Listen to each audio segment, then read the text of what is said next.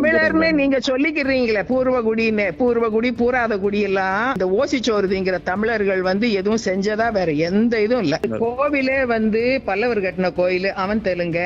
அடுத்து சோழர்கள் கட்டின கோயில், அவங்க கட்டினாங்க, அவங்களும் தெலுங்கர்கள். ராஜராஜ சோழன்லாம் தெலுங்க.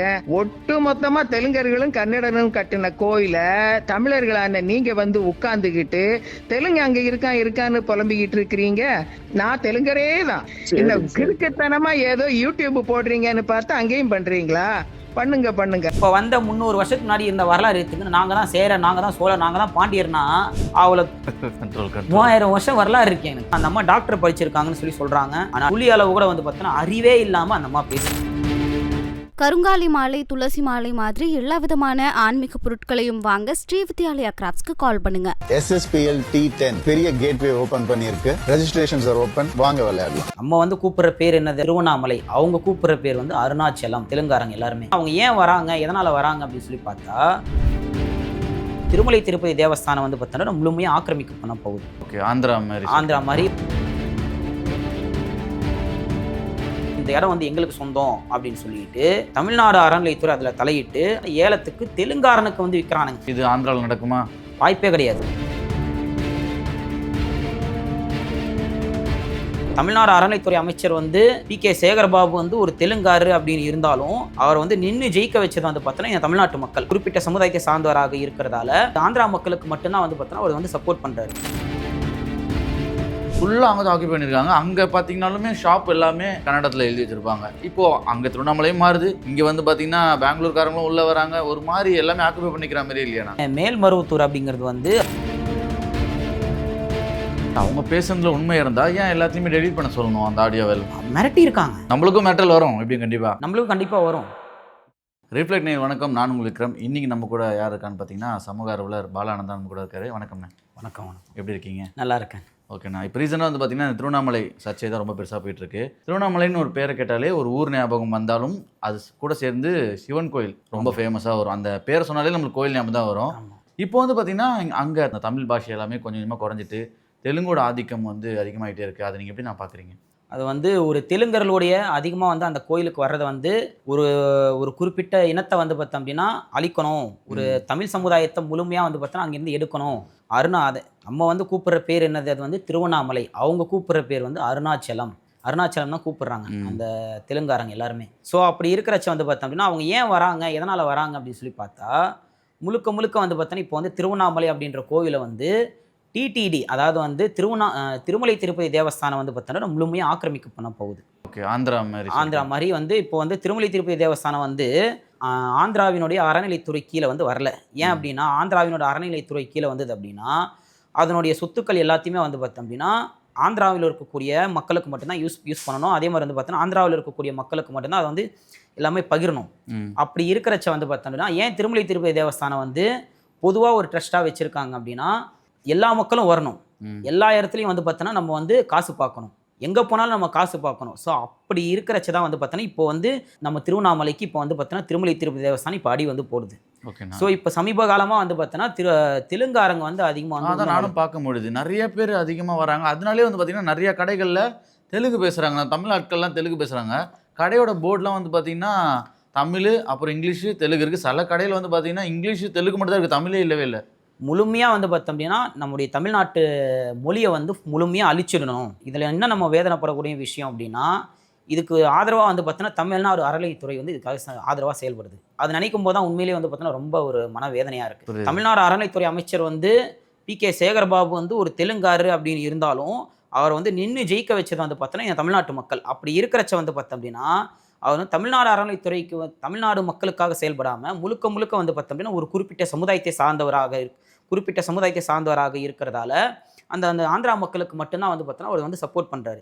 இது அந்த அங்கே இருக்கக்கூடிய போர்டு எல்லாத்துலேயுமே பார்த்தோம் அப்படின்னா ஏன் அங்கே இருக்கிற லாட்ஜுங்களை எல்லா இடங்களையுமே பார்த்தோம் அப்படின்னா இப்போ ஃபுல்லாக பார்த்தோன்னா தெலுங்காரங்களுடைய ஆக்கிரமிப்பு அதிகமாக இருக்குது. அது மட்டும் இல்லாமல் அங்கே நிறைய இடங்கள் அந்த திருவண்ணாமலை சுற்றி இருக்கிற நிறைய இடங்களில் பார்த்தோம் அப்படின்னா இது கோயிலுக்கு சொந்தமான இடம், எப்படி நீ ஆக்கிரமிப்பு பண்ணுவ, அதனால் இந்த இடம் எங்களுக்கு சொந்தம் அப்படின்னு சொல்லிட்டு தமிழ்நாடு அறநிலையத்துறை அதில் தலையிட்டு அந்த இடத்த பார்த்தோன்னா ஏலத்துக்கு தெலுங்காரனுக்கு விற்கிறானுங்க. இது ஆந்திராவில் நடக்குமா? வாய்ப்பே கிடையாது. ஆதிக்க ஆட்சினால் மட்டும்தான் இந்த மாதிரி ஒரு கொடுங்கோலான செயல் செய்ய முடியும். ஆந்திராவில் இந்த மாதிரி நடக்காது, எந்த மாநிலத்திலையும் நடக்கும். ஆனால் நம்ம தமிழ்நாட்டில் மட்டும்தான் இது நடக்கும். ஏன் அப்படின்னா நம்ம தமிழ்நாட்டில் இருக்கிற ஒவ்வொருத்தரும் வந்து இளிச்சவாயின்னு எழுதி ஒட்டி இருக்கு இல்லையா, அதனால் வந்து இப்படி தான் நடக்கும். தமிழ்நாட்டில் உள்ள ஒவ்வொரு மக்களும் வந்து பார்த்தீங்கன்னா இன்னும் கேள்வி கேட்டாங்க அப்படின்னா அங்கே இருக்கக்கூடிய திருவண்ணாமலையில் இருக்கக்கூடிய ஒவ்வொரு மக்களும் வந்து பார்த்தோன்னா ஏழை எளிய மக்கள், அன்றாட வந்து பார்த்தோன்னா கூலி வேலை செய்யக்கூடிய மக்கள். அந்த மக்கள்கிட்ட போயிட்டு ஒரு பெரிய அதிகாரியாக இருக்கட்டும், ஒரு பெரிய அரசியல் துறையில் வந்து பார்த்தோம்னா நல்ல ஒரு செல்வாக்குள்ளவராக இருக்கட்டும், அப்படி இருக்கிறச்ச போயிடுச்சு இந்த இடம் எனக்கு வேணும், இந்த இடம் நீ எனக்கு தரணும், இல்லாத பட்சத்துக்கு உன் மேலே வந்து இவ்வளோ நான் வழக்குகள் போடுவேன், இவ்வளோ நான் உனக்கு தொல்லை கொடுப்பேன் அப்படின்னு சொல்கிறச்ச அவங்க என்ன பண்ண முடியும் அவங்களால? சரி எங்களை இடத்த நாங்கள் வித்துடுறோம். அந்த இடத்துக்கு லாஸ்ட்டில் எங்கே போகுது? ஒரு தெலுங்காரங்கிட்ட தான் போகுது. ஓகே. ஸோ இந்த மாதிரியெல்லாம் இருக்கிறதால முழுக்க நம்முடைய தமிழர்களை அடிமைப்படுத்தணும். இந்த திருவண்ணாமலை கோவில் வந்து பார்த்தோன்னா நம்ம 2000-3000 வருஷம் வரலாறு இது. நம்முடைய தமிழர்களுடைய வரலாறுல முக்கியமான ஒரு வரலாறு அப்படின்னா இந்த திருவண்ணாமலை கோவில். அப்படி இருக்கிறச்ச வந்து பார்த்தோன்னா இந்த நம்மளுடைய வரலாறு எங்கே தெரிஞ்சுக்கிட்டோம் அப்படின்னா நம்முடைய இனம் எழுச்சி பெறுந்துரும், தமிழர்கள் எழுச்சி பெற்றுவாங்க அப்படிங்கிறதுக்காக முழுமையாக வந்து தமிழர்களை அடக்கணும் அப்படிங்கிறதுக்காக இந்த வரலாறை திருட பார்க்குறாங்க ஒரு குறிப்பிட்ட சமுதாயத்தை சார்ந்தவர்கள் அல்லது வந்து பார்த்தோன்னா தெலுங்காரனுங்க. ஓகே, நீங்கள் இந்த வரலாற்றை பற்றி பேசும்போது தான் தெரியுது. ரீசெண்டாக வந்து சமூக வலைத்தில் ரொம்ப ஒரு வைரலாக ஒரு ஆடியோ பரவிட்டு இருந்துச்சு. இப்போ வந்து பார்த்தீங்கன்னா நிறையா சேனல் வந்து டெலிட் பண்ணிட்டாங்க. அந்த ஆடியோ நம்ம கிட்ட இருக்குது, அதை நம்ம ப்ளே பண்ணலாமா? இப்போ பண்ணுங்க. வேண்டுதல் வந்து என்ன வேண்டுதல்ன்ற வேண்டுதல் பொதுவா எல்லாரும் நல்லா இருக்கணும் தான். நம்ம என்னன்னா ஒரு பேரணி மாதிரி போவோம் ஃபிளெக்ஸ் அடிச்சு. இல்ல தெலுங்கர்கள் வந்து ஆக்கிரமிக்கிறாங்கன்றீங்க இல்லையா, அதுக்காக கேட்க. ஆமா ஆமா, அதுக்காண்ட ஒரு பேரணி மாதிரி போறோம். ஒரு 100 ஐயா, அது பேர். கோவிலே வந்து பல்லவர் கட்டின கோயில், அவன் தெலுங்க. அடுத்து சோழர்கள் கட்டின கோயில், அவங்க கட்டினாங்க, அவங்களும் தெலுங்கர்கள். ராஜராஜ சோழன்லாம் தெலுங்க. அதுக்கப்புறமா கிருஷ்ணதேவராயர் தான் ஃபுல்லா எடுத்து கட்டியிருக்காரு, அவரு கன்னடன். அதுக்கப்புறம் நாயக்கர் கட்டியிருக்காங்க, அவங்க தெலுங்கர். ஒட்டு மொத்தமா தெலுங்கர்களும் கன்னடனும் கட்டின கோயில தமிழர்களான நீங்க வந்து உட்கார்ந்துகிட்டு தெலுங்கு அங்க இருக்கான்னு புலம்பிக்கிட்டு இருக்கிறீங்க. சும்மா நான் தெலுங்கரே தான், நீங்க என்னென்ன பண்றீங்கன்னு பாத்துக்கிட்டு தான் இருக்கிறேன். தமிழர்னு நீங்க சொல்லிக்கிறீங்களே, பூர்வகுடி பூராத குடி எல்லாம் இப்படி இந்த ஓசிச்சோறுதிங்கிற தமிழர்கள் வந்து எதுவும் செஞ்சதா வேற எந்த இதுவும் இல்ல. இப்போ அந்த ஆடியோ கேட்டிருப்பீங்க. அதுல வந்து பார்த்தீங்கன்னா அவங்க சொல்றதெல்லாம் ஏத்துக்கிற மாதிரி இருக்கா? ராஜ சோழன்லாம் வந்து பார்த்தீங்கன்னா தெலுங்குக்காரங்கன்னு சொல்றாங்க. எனக்கு தெரிஞ்சு அப்படி இல்லவே இல்லை. அது நீங்க எப்படி பாக்குறீங்க? அதாவது வந்து இது எப்படி தெரியுமா இருக்கு, ஒடிசா மன்னரால் துரத்தப்பட்டு கிருஷ்ணதேவராயர்கிட்ட போய் அடைக்கலம் புகுந்து அது மூலியமா உள்ள நுழைஞ்ச கூட்டம் தான் இந்த கூட்டம். ஒரு குறிப்பிட்ட சமுதாயம், அந்த சமுதாயத்தை சார்ந்தவர்கள் இப்படி வந்து பார்த்தோன்னா பொய்யான பரப்புரை வந்து பரப்புறாங்க. அப்படி இருக்கிறச்ச வந்து பார்த்தோன்னா சேர சோழர் பாண்டியர் வந்து அங்கிருந்து வந்த கிருஷ்ணதேவராயரால் துரத்தப்பட்டு ஒடிசா மன்னரால் துரத்தப்பட்டு கிருஷ்ணதேவராயரோட அடைக்கலம் புகுந்த இனம் எப்படி வந்து பார்த்தோம் அப்படின்னா சோழர் எப்படி நாயக்கரானார், பாண்டியர் எப்போ நாயக்கரானார், சேரர் எப்படி நாயக்கரானார். அவர்கள் தங்களை அநேக இடத்தில் வந்து பார்த்தோன்னா தமிழர்கள் அப்படின்னு சொல்லி குறிப்பிடுற இடம் எல்லா இடத்துலையும் இருக்குது.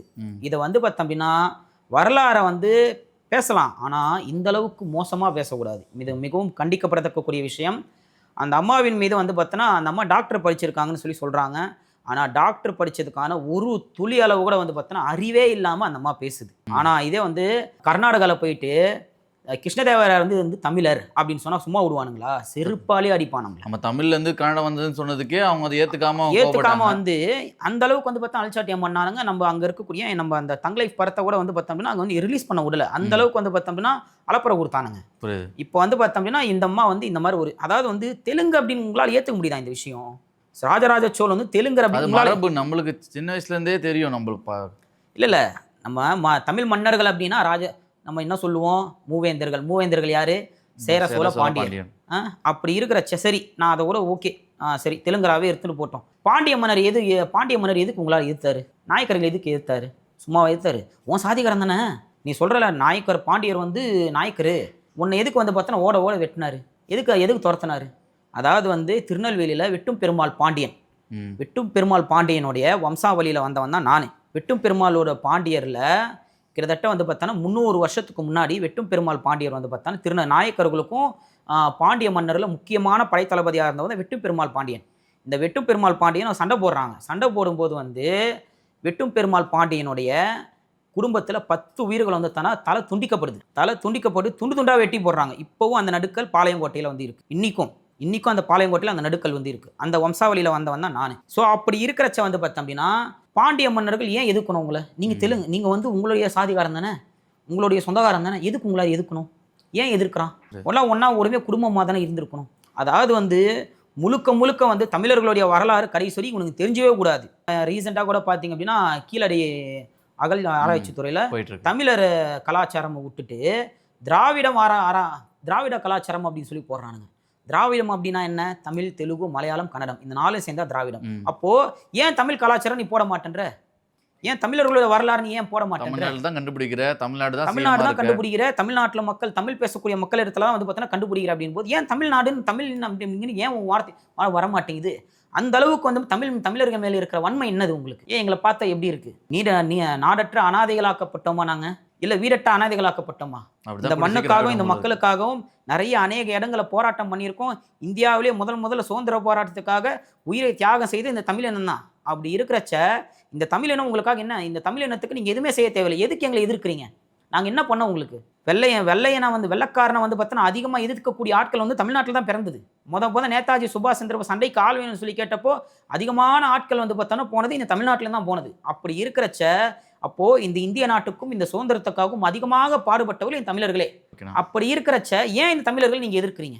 எதனால எதிர்க்கிறீங்க அப்படிங்கறதான் என்னுடைய இது ரொம்ப ஒரு மன வேதனையா இருக்கு எனக்கு. ஓகே, அதே மாதிரி நம்ம திருவண்ணாமலை பத்தி பார்த்தோம். அது மாவட்டத்தை சார்ந்து இருக்க இப்போ மேல்மருவத்தூர் கோயில் கேள்விப்பட்டிருக்கீங்களா? ஆமா ஆமா. அங்கேயே வந்து பாத்தீங்கன்னா பெங்களூர்ல இருந்து நிறைய பேர் வராங்க. இந்த கர்நாடகாக்காரங்களாம் வந்துட்டு ஃபுல்லா அங்கே தான் ஆக்கியூ பண்ணியிருக்காங்க. அங்க பாத்தீங்கன்னாலுமே ஷாப் எல்லாமே ஆக்சுவலா போர்டு எல்லாமே கன்னடத்துல எழுதி வச்சிருப்பாங்க. இப்போ அங்க திருவண்ணாமலையும் மாறுது, இங்க வந்து பாத்தீங்கன்னா பெங்களூர்காரங்களும் உள்ள வராங்க. ஒரு மாதிரி எல்லாமே ஆக்குபை பண்ணிக்கிற மாதிரி இல்லையாண்ணா? அந்த மேல்மருவத்தூர் அப்படிங்கிறது வந்து அது வந்து இந்து அறநிலைத்துறை கீழே வந்து வரல.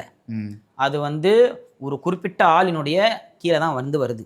அங்க இருக்கக்கூடிய அந்த கோயிலில் வச்சிருக்கிறதால அவர் பேர் ஐயாவாமா. அவர் பேர் அந்த ஐயா வந்து என்ன சொல்றாரோ அங்க இருக்கக்கூடிய மக்கள் அதை தான் கேட்பாங்க. ஆமா, அந்த கடை பேர்லயுமே ஓம்னு இருக்கணும், யூனிஃபார்மா தான் போடணும், யூனிஃபார்ம் ரெட் கலர் யூனிஃபார்ம் தான் போடணும். ஸோ அப்படி இருக்கிறச்ச வந்து பார்த்தோம்னா அவங்க வந்து அதை சும்மா விட மாட்டாங்க. ஸோ அவங்களும் வந்து பார்த்தோம்னா இந்த ஆதிக்கத்தை அவங்க விரும்புறாங்க அப்படின்னு சொன்னா அப்போ அவங்க வந்து தமிழர்களுடைய பாரம்பரியத்தையும் அவங்க வம்சம் அவங்களோட குடும்பம் வந்து ஒரு தமிழ் கலாச்சாரப்படி தான் அவங்க குடும்பம் வந்து வந்திருக்கு. அப்படி இருக்கிறச்ச வந்து பார்த்தோன்னா தமிழ் கலாச்சாரத்தை அவங்க எதிர்க்கணும், தமிழ் மொழியை அவங்க எதிர்க்கணும் அப்படின்னு சொல்லிட்டு ஒரு நாள் நினைக்க மாட்டாங்க அப்படிங்கிறதா என்னுடைய கருத்து. என்னை பொறுத்த வரைக்கும் வந்து பார்த்தோம் அப்படின்னா இந்த திருவண்ணாமலை கோவில் அப்படிங்கிறதான், ஏன்னா அவங்க பொறுத்தவரையும் அது வந்து அவங்களோட கோவில், அது அவங்களோட கோவில், அவங்களோட கலாச்சாரம் அப்படின்னும் போது அது முழுக்க வந்து பார்த்தோம் அப்படின்னா அவங்க வம்சாவளியிலிருந்து பின்பற்றிட்டு வந்துட்டு இருக்கிறாங்க அந்த கோயிலை. அங்கே பொறுத்த வரைக்கும் தமிழாக இருக்கட்டும், கன்னடமாக இருக்கட்டும், தெலுங்கா போராட்டமா அப்படின்னாலுமே அது அவங்களோட கண்ட்ரோல் இருக்கிற கோவில். அவங்களோட கண்ட்ரோல் இருக்கிற கோவில் அப்படின் போது நம்ம எதுவுமே சொல்ல முடியாது. அதுவே ஏன் அப்படின்னா கேட்டால் இது ஏன் கோயில், அது ஒரு ப்ரைவேட். ஓகே, ஆனால் இங்கே அப்படி இல்லையா? எனக்கு என்ன திருவண்ணாமலைக்கு போயிட்டு வந்தால் ஒரு மன நிம்மதி கிடைக்கும்னு ஒரு ஃபீல் ஆகும். இப்போ வந்து உள்ளே போனாலே ஒரு மாதிரி அந்த ஆர்கனைசேஷன் ஸ்ட்ரக்சரே வந்து பார்த்திங்கன்னா ஒரு மாதிரி நசுக்கி தள்ளி வெளியே அனுப்புற மாதிரி இருக்கு. ஒரு திருப்பதிக்கு போகிற மாதிரி தான் ஃபீல் இருக்கு, நம்ம திருவண்ணாமலையில் இருக்க மாதிரியே இல்லை. எங்க திருப்பதியே வந்து பார்த்தீங்கன்னா தமிழர்களுடைய கோயில் தானே. அதாவது நம்ம வேற ஸ்டேட் போறோம், உள்ள போறோம். திருப்பதியே வந்து தமிழர்களுடைய கோயில் தானே. சுந்தர சோழனால் கட்டப்பட்டதான் திருப்பதி ஏழுமலையான் கோவில். அந்த காலத்தில் வந்து பார்த்தீங்கன்னா சைவர்கள் வைணவர்கள் அப்படி சொல்லி 2 விதமாக பிரிஞ்சிருந்தாங்க தமிழர்கள். சைவர்கள் வந்து பார்த்தோம் அப்படின்னா பட்டை போடக்கூடிய கோயிலாலும், வைணவர்கள் வந்து நாமம் போட திருநாமம், அதாவது நம்ம ஒத்தநாமம் தான் நம்ம போடுவோம். இப்படி தான் நம்ம இருந்தோம். அதுக்கப்புறம் வந்து பாப்பனருடைய ஆட்சி காலத்தில் அதுக்கப்புறம் மாற்றப்பட்டு அதுக்கப்புறம் 3 நாமத்தை சேர்ந்து ஒத்தநாமமாக நம்ம போட்டோம்.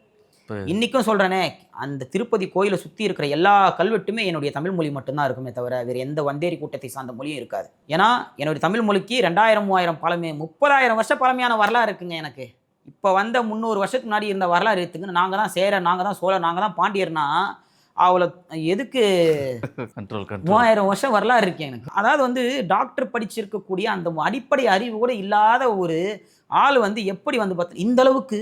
அப்போது எனக்கு ஒரு விஷயம் புரியல. உஷாராணி அப்படிங்கிறது ஒரு டாக்டர். அங்கே வந்து எதனால் வந்து பார்த்தோம் அப்படின்னா அந்த அம்மா அந்த ஃபோன் பண்ணி பேசுது அப்படின்னா 5ஆம் தமிழ் சங்கம் வந்து பார்த்தோன்னா அங்கே வந்து ஒரு போராட்டம் ஒன்று பண்ணுறாங்க. போராட்டம் என்ன அப்படின்னா, கடவுளே இந்த மாதிரி கோயில் வந்து தமிழர்களுடைய கோவில் தெலுங்காரங்கிட்ட போகுது, எங்களுக்கு வந்து தமிழர்கள்கிட்ட சொந்தமாக்கி கொடுங்க அப்படின்னு சொல்லிட்டு ஒரு மன்றாட்டக்கூடிய ஒரு போராட்டம் தான் அந்த போராட்டம். அந்த போராட்டம் எங்கே வந்து வெளியில தெரிஞ்சா தமிழர்களுடைய வாழ்வியலும் தமிழர்களுடைய வரலாறும் திருவண்ணாமலை வரலாறு எங்க வெளியில போயிடுமோ அப்படிங்கிறதுக்காக அந்த அம்மா வந்து தன்னுடைய சாதி வன்மத்தையும் மொழி வெறியும் இருக்கிறதால தான் வந்து ஃபோன் பண்ணி பேசியிருக்காங்க. இந்த அளவுக்கு படிச்ச ஒரு நல்ல டாக்டர் அப்படின்னா எவ்வளோ ஒரு மென்டாலிட்டியா இருக்கும். அவங்க பேசுனதுல உண்மை இருந்தா ஏன் எல்லாத்தையுமே டெலீட் பண்ண சொல்லணும் அந்த ஆடியோவில்? ஆமா, எல்லாத்துலேயும் வந்து பார்த்தோம் அப்படின்னா மிரட்டி இருக்காங்க. ஃபர்ஸ்ட் ஆஃப் நம்மளுக்கும் மெட்டல் வரும் எப்படியும் கண்டிப்பா. ஆமா நம்மளுக்கும் கண்டிப்பா வரும். இப்போ இந்த வீடியோ டிலீட் பண்ண சொல்லி வந்து பார்த்தோம்னா எவ்வளவு பெரிய பெரிய ஆளுங்கிட்ட இருந்து மிரட்டல் வரும். புரியுது. ஆனா நான் வந்து எதுக்கும் பயப்பட மாட்டேன் நான். ஏன் அப்படின்னா நான் போராடுறது வந்து பார்த்தோன்னா ஒரு குறிப்பிட்ட சமுதாயத்துக்கோ அல்லது வந்து பார்த்தோம்னா ஒரு குறிப்பிட்ட சார்ந்த நபருக்காகவோ நான் போராடல, ஒட்டுமொத்த தமிழினத்துக்காக நான் போராடுறேன். அப்படின்னு இருக்கிறச்ச வந்து பார்த்தோம் அப்படின்னா இது வந்து எத்தனை எதிர்ப்புகள் வந்தாலும் சரி, எத்தனை போராட்டங்கள் சரி நின்று சந்திப்பேன். ஓகேண்ணா, அந்த நேர்காணல் நிறைய விஷயங்கள் எங்கூட பகிர்ந்துட்டீங்க. நேரத்துக்கு ரொம்ப நன்றிண்ணா. நன்றி. கருங்காலி மாலை, துளசி மாலை மாதிரி எல்லா விதமான ஆன்மீக பொருட்களையும் வாங்க ஸ்ரீவித்யாலயா கிராஃப்ட்ஸ்க்கு கால் பண்ணுங்க. SSPL T10 பெரிய கேட்வே ஓபன் பண்ணியிருக்கு. Registrations are open. வாங்க விளையாடலாம்.